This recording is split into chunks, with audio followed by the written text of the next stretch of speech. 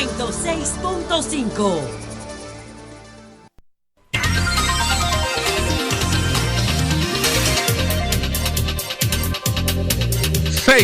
Son las 6:59. Buenos días, dominicanos, dominicanas, ciudadanas del mundo.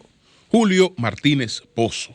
Los comentarios de los temas más importantes en el programa de mayor influencia de la radio y la televisión nacionales en este jueves 17 de diciembre del año 2020. Buenos días a todos y a todas. Entonces, señores, nosotros vamos a tratar los siguientes temas en este día de hoy. Vamos a ver aquí. Tenemos pues apoyo a las nuevas medidas para contener los contagios. El amago o el gario de Fenatrano y la inconformidad de Antonio Marte, la repercusión internacional de las cancelaciones en el Ministerio de Educación, y hay un informe CEPAL sobre el impacto económico de la pandemia. Esas son las cosas que queremos compartir con ustedes en el día de hoy. Pero bueno, señores, mucha pena por el fallecimiento, que se ha hablado desde el principio de fallecimiento, porque desde que la doctora Carolina de la Cruz fue hallada en el interior de la vivienda donde se produjo un incendio, pues ya fue hallada en condiciones incompatibles con la vida, totalmente incompatible con la vida. Entonces, por eso el tema ha sido fallecimiento, aunque ella fue hospitalizada, pero es una situación que desde el principio ha sido la situación que se produjo con ella. Muy lamentable, esta doctora tan querida, tan apreciada por todo el que tuvo la oportunidad de tratarla. A la doctora Carolina de la Cruz, hay mensajes desde el ministro de Salud, Plutarco Arias, el exdirector del Servicio Nacional de Salud, mucha gente que ha hablado de las condiciones humanas y profesionales que caracterizaron a la doctora Carolina de la Cruz. Y entonces, la situación que se ha dado con el doctor Jorge Marte Báez, porque en la residencia donde ellos se encontraban, que no se ha precisado con claridad a quién pertenece, pues se produce esta situación de que de repente hay una humareda, un incendio, las personas salen, algunas ya después de haber inhalado en condiciones ya un poco difíciles, salen de la vivienda, y fuera de la vivienda que se percatan que no salió la doctora Carolina de la Cruz, y cuando pues hacen las gestiones de rescate es que se encuentran con ella en condiciones incompatibles para la vida. Y entonces ahí estaba el doctor Jorge Marte Báez, que se ha informado que está en proceso de recuperación, que está en una unidad de cuidados intensivos, pero que el doctor Jorge Marte Báez evoluciona hacia la recuperación, que todos deseamos que así sea. El caso es que con el doctor Jorge Marte Báez se da una tremenda paradoja, no solo ya por este por este hecho que desde luego a él le debe pegar muy duro porque era una persona de su equipo muy cercana, sino por el hecho de que cómo nosotros hemos estado interactuando después de la pandemia con el doctor Jorge Marte Báez, como uno de los hombres que estuvo en la comisión de alto nivel que integró el presidente Danilo Medina para combatir la pandemia, como una de las personas que siempre estuvo a disposición de los medios de comunicación para informar, para educar, para orientar. Es decir, estamos hablando que es uno de los rostros que en la República Dominicana ha combatido la pandemia del COVID-19. Uno de los hombres que ha estado al frente de esa batalla. Y entonces tiene que pasar por la terrible situación de que un hermano, el doctor, un destacado cirujano, el doctor Héctor Marte Báez, y su cuñada, pues resultan positivos de COVID-19, como lo han sido muchas personas. Pero el hermano del doctor Jorge Marte Báez, y esto ocurrió en el mes de octubre.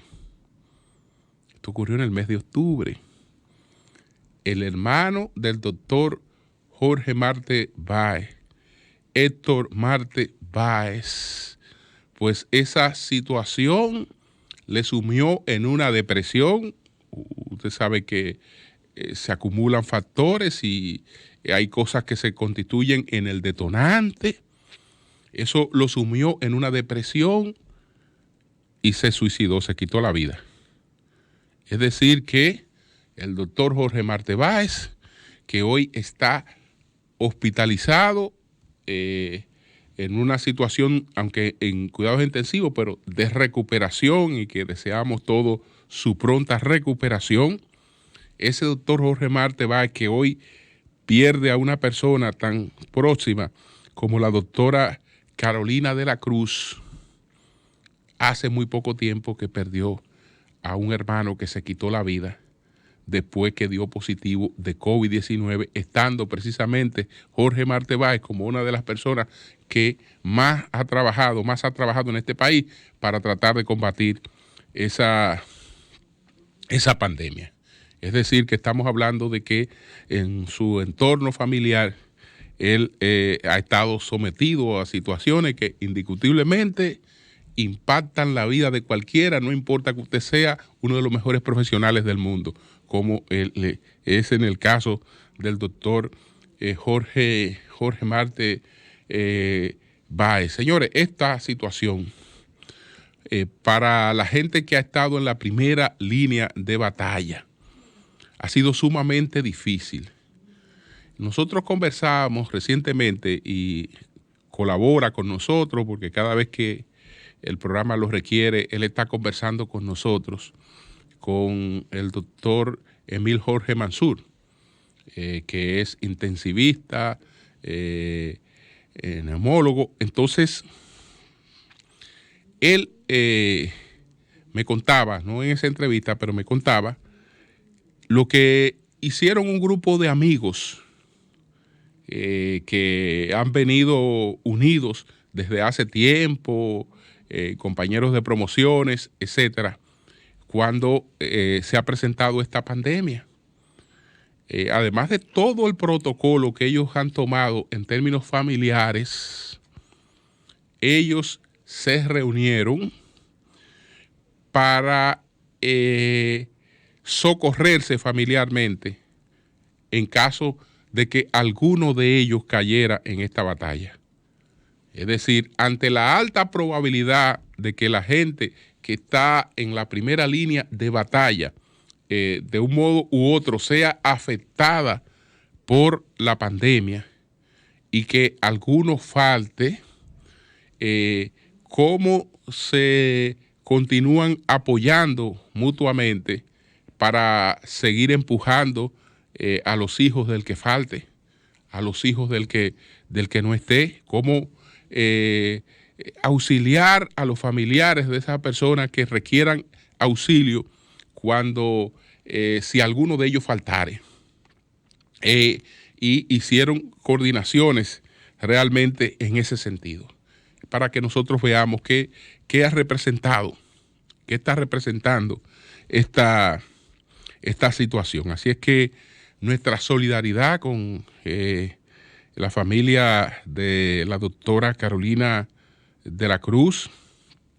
Esperamos la pronta recuperación del doctor Jorge Marte Báez y de las otras personas que estuvieron afectadas por esta situación, y ya después tal vez cualquiera de los compañeros del equipo puede tener algunos detalles de lo que yo no dispongo en estos momentos. Entonces, eso en relación con ese tema. Me voy de inmediato a el tema de el amago huelgario, al tema del amago huelgario que hizo el amago huelgario que ha hecho pues Juan Uvieres. Porque, ¿qué pasa?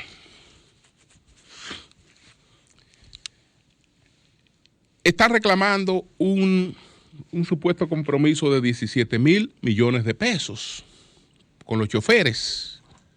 ¿De dónde sale ese reclamo?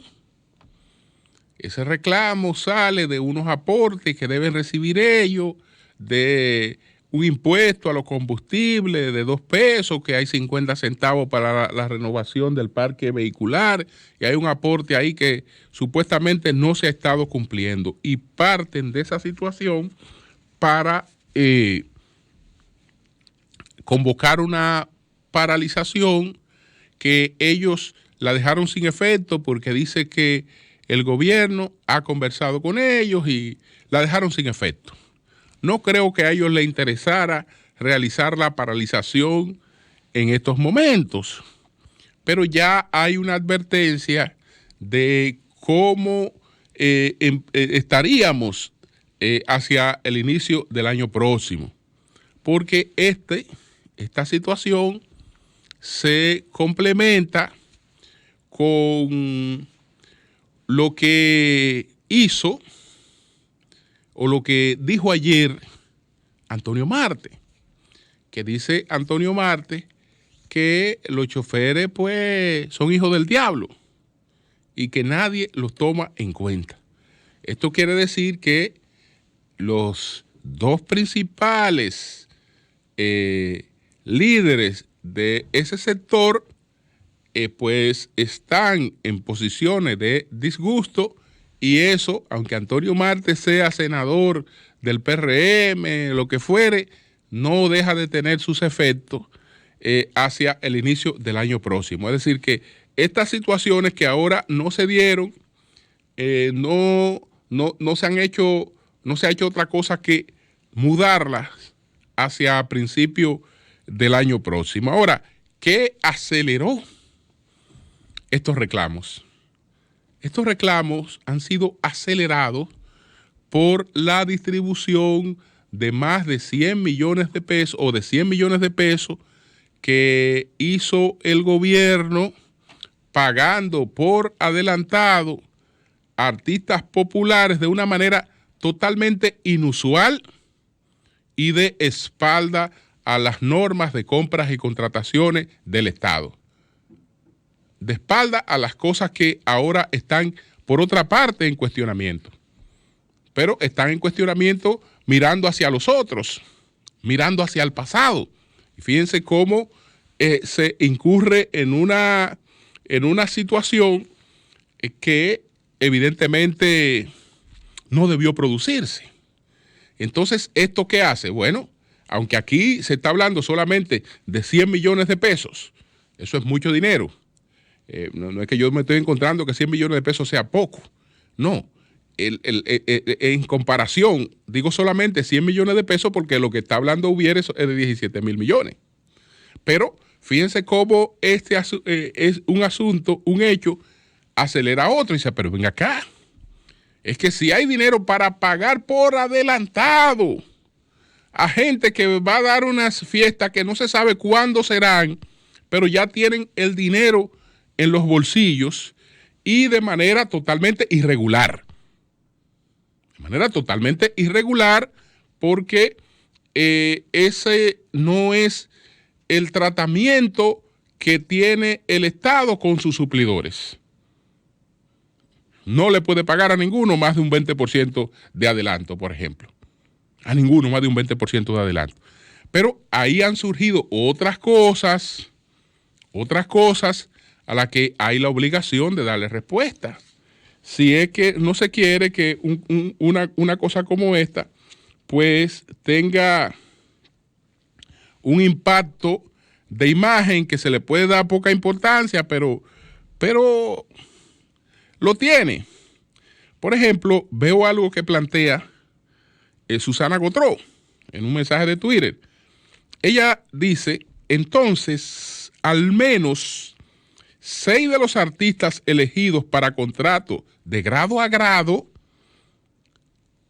por Tony Peña, por los 100 millones estos que se han pagado, pertenecen al sello disquero Landot o Landhood Records, propiedad de Angel Landolfi, asesor artístico del gobierno. Entonces se preguntaría, ¿recibiría porcentaje por la fiesta? Esto no es legítimo. Es decir, que el que asesoró la entrega de este dinero escogió 6 de sus grupos y ahí están premiados con un pago adelantado de unas fiestas, pago totalmente irregular ese pago, pero se trata de un funcionario del gobierno. Directamente pues beneficiado por una gestión que él mismo coordina, de la que él mismo es asesor. Es decir, ¿cómo ver pasar esto? Como quien ve llover. Bueno, esto es un acontecimiento sin importancia total, es verdad que son unos chelitos en relación con los problemas y con las otras cosas de las que se escuchan, es verdad, etcétera, pero eso no deja de tener un impacto, entonces vamos a ver qué pasa ahí, porque la verdad es que eso debe motivar alguna rectificación por parte del gobierno. La forma en la que eso se ha llevado a cabo y el mensaje que está dando, porque si hay para dar, pues búsqueme lo mío. Eso es lo que están planteando los choferes.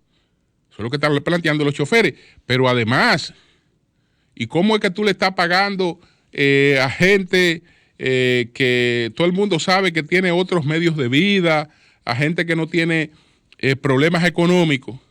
Tú le estás pagando millones por adelantado cuando hay miles y miles de personas que lo que quieren es el pago de una regalía para comer el fin de año, que lo han desvinculado de las instituciones y no le han hecho sus paguitos para el fin de año. Y ya eso no es un paguito por adelantado. No. Trabajaron, le corresponde una proporción de la regalía, no la han cobrado y entonces tú tienes ese contraste. En medio de esta situación. Entonces, bueno, ya veremos ahí qué pasa con esto. Déjeme hacer provecho para leer la comunicación que le ha sido remitida al presidente Abinader por parte de la Internacional de Servicios Públicos. Este es el tema que está relacionado con las desvinculaciones en el Ministerio de Educación. Con mis atentos saludos y en mi condición de secretaria general de la Internacional de Servicios Públicos, ISP, Federación Sindical Internacional, que agrupa a más de 700 sindicatos que representan a 30 millones de trabajadores en 154 países, no puedo dejar de deplorar con absoluta tristeza y estupor la reciente noticia acerca del despido de más de 22,000 trabajadores y trabajadoras administrativos del Ministerio de Educación en la República Dominicana, que en medio de la pandemia y a pocos días de celebrarse la Natividad, una decisión tan insensible e indolente como esta haya sido tomada por el señor ministro de Educación, Roberto Fulcar. Señor presidente, una decisión de tal magnitud no puede verse fríamente como una situación de excepción ante las repercusiones sociales y económicas generadas por el COVID-19. Por el contrario, es inhumana y causará una reacción internacional negativa contra su gobierno. Desde la ISP le solicitamos suspender de inmediato estos despidos masivos de humildes servidores y servidoras públicos y encontrar mediante un diálogo con las representaciones de esos trabajadores una pronta solución para no agravar aún más la crítica situación socioeconómica que atraviesa el país en estos tiempos tan difíciles. Nuestra Federación Internacional, junto con los líderes sindicales dominicanos que han alzado sus voces contra esta tremenda injusticia, emprendemos una acción conjunta de denuncia ante la Organización Internacional del Trabajo, OIT, así como en otras instancias internacionales con la finalidad de presionar a su gobierno. Por lo tanto, exhortamos a dar marcha atrás a estos despidos masivos y encontrar otro tipo de solución a la crisis que atraviesa el país mediante un diálogo social real y efectivo. Esto lo firma la señora Rosa Pavanelli, que es la secretaria general del ISP. Esta firma esta comunicación. Entonces, yo creo que ya esta es una repercusión de un hecho que ha sido muy criticado en la República Dominicana, porque realmente no ha sido un hecho, digamos, aceptado así por así. Yo creo que esto ha recibido muchas críticas y ojalá que motive alguna rectificación. Entonces, señores, miren, hay un informe de la CEPAL. A ver si encontramos este informe de la CEPAL sobre el comportamiento de la economía en la región, cómo ha impactado en la situación esta del COVID a la región. La República Dominicana no está entre los países que han tenido un peor impacto en esta situación, pero desde luego que está en una situación de descrecimiento. Está en una situación de descrecimiento. Se está hablando de que la República Dominicana va a descrecer menos 5.5% su economía este año. Y hay otros países que están en peores condiciones según este informe que ha presentado la CEPAL. Bueno, vamos a ver, aquí lo tengo porque se me había extraviado. La economía en la República Dominicana caerá 5.5% debido a la pandemia, pronosticó la Comisión Económica para América Latina y el Caribe, la CEPAL. Entonces, vamos a ver cómo es la situación por países. Los más afectados son Venezuela. Venezuela, ¿usted sabe cuánto va a decrecer? Menos 30%, Venezuela. Menos 30%. Va a decrecer Venezuela. Menos 30%. Perú, menos 12.9%. Panamá, menos 11%. Argentina, menos 10.5%. Ecuador, menos 9%. México, menos 9%. El Salvador, menos 9.86%. Cuba, menos 8.5%. Bolivia, menos 8%. Y entonces Honduras, menos 8%. Entonces, hay otros países como en el caso de Colombia va a crecer menos 7%, Chile menos 6%, y ahí llega la República Dominicana que va a decrecer menos 5.5%. Pero esto no es solo decrecimiento económico, como lo proyecta aquí la CEPAL. Es que las grandes crisis económicas van trayendo otros efectos en cadena. Ayer hacíamos referencia a la situación con la elevación de los commodities. Y eso, al elevarse la soya, al elevarse el trigo, está impactando en los productos que tienen como base tanto la soya como el trigo.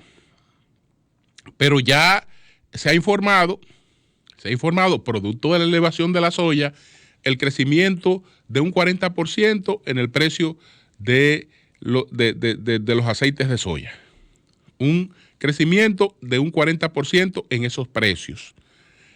Entonces, vamos hacia una situación inflacionaria en el mundo, no estoy hablando solamente de la República Dominicana, en contraste con una situación de menores ingresos.